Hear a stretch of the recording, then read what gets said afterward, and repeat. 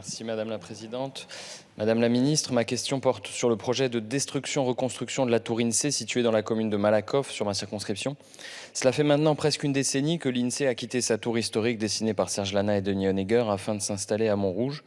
L'État avait à l'époque indiqué vouloir vendre le terrain et laisser la municipalité organiser une concertation sur ce que devait devenir cette parcelle à la jonction de Paris et de la ville. Pourtant, après plusieurs années de construction d'un projet partagé par les habitants et la mairie, les ministères des Affaires sociales se sont finalement rétractés et ont choisi de conserver le terrain afin d'y construire leur nouveau site. Faisant fi des résultats issus de la concertation avec la municipalité de Malakoff, l'État a choisi de soutenir un projet resté longtemps opaque. Il a finalement été présenté le 14 décembre dernier lors d'une réunion publique auprès des habitants, prévenus au dernier moment. Désormais, nous savons que le projet retenu est à la fois onéreux et écologiquement le moins performant. L'étude multicritère fournie par les ministères démontre qu'entre plusieurs propositions étudiées, le projet retenu est entre 18 et 24% plus carboné que les autres. Il est aussi plus cher puisqu'il coûtera 178 millions d'euros, soit 23 millions de plus qu'une simple réhabilitation de la tour. C'est également le plus consommateur, évidemment, en termes de matières premières. La désapprobation est dès lors unanime, la collectivité a été abusée et les habitants ignorés. Nous sommes face à un déni de démocratie locale. En atteste le silence des services, chaque fois que je les ai moi-même sollicités. En atteste aussi, bien sûr, la pseudo-concertation organisée par les services ministériels, menée en catimini pendant la période de Noël du 19 décembre 2022 au 13 janvier 2023. Il était matériellement impossible de proposer la moindre alternative au projet déjà retenu par les ministères. Je demande donc à ce que le gouvernement retrouve la raison et revienne s'asseoir à la table des discussions, comme le demande Madame la maire de Malakoff, Madame Jacqueline Bellhomme, et les associations de riverains. Je vous demande de revoir votre projet dans l'intérêt de tous et je me tiens bien sûr à votre disposition pour organiser éventuellement les échanges. Merci, Monsieur le député. La parole est à Madame la ministre. Merci Madame la Présidente, Monsieur le député Aurélien Saint-Toul. Bon, vous avez bien voulu interroger le ministre des Solidarités, de l'Autonomie et des Personnes handicapées sur l'aménagement du futur site du ministère des Affaires sociales à Malakoff. Les ministères chargés des Affaires sociales se sont en effet engagés dans la démarche de renouvellement de leur schéma pluriannuel de stratégie immobilière d'administration centrale. Pourquoi ? Simplement pour regrouper les agents sur 3 sites dont l'État est propriétaire, libérant ainsi 2 locations privées utilisées actuellement.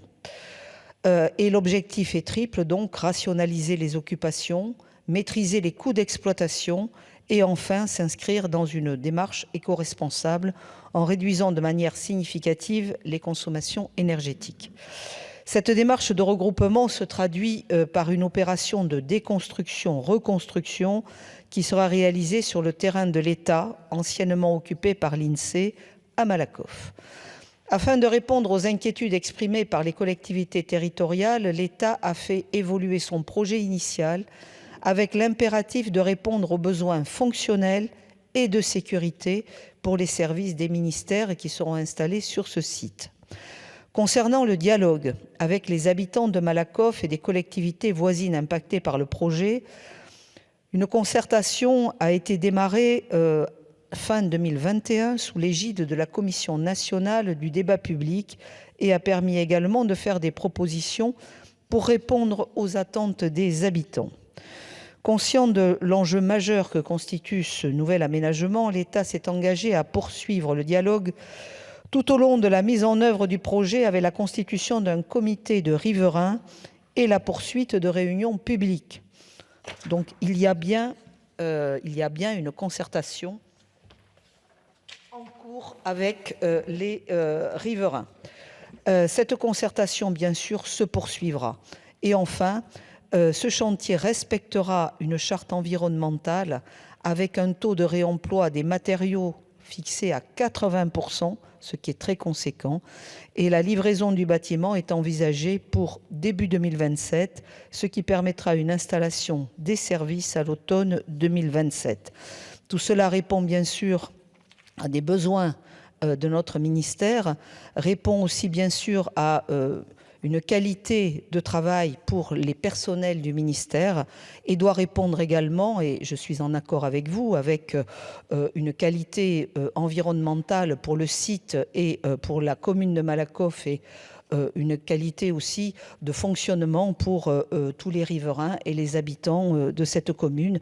Et je crois que les consultations vont se poursuivre avec les riverains.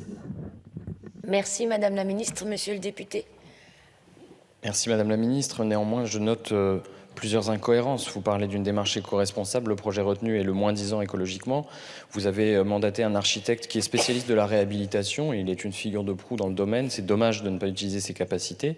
Vous parlez de discussion avec les collectivités, mais c'est la collectivité elle-même qui aujourd'hui déplore la volte-face de l'État.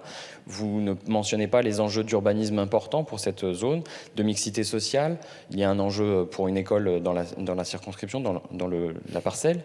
Et évidemment, cette concertation dont vous pouvez vous prévaloir aujourd'hui, elle est strictement formelle, et c'est bien à la fin de ce formalisme que moi j'appelle aujourd'hui, et je vous demande encore une fois de réviser votre copie et de ramener toutes les parties prenantes à la table des discussions.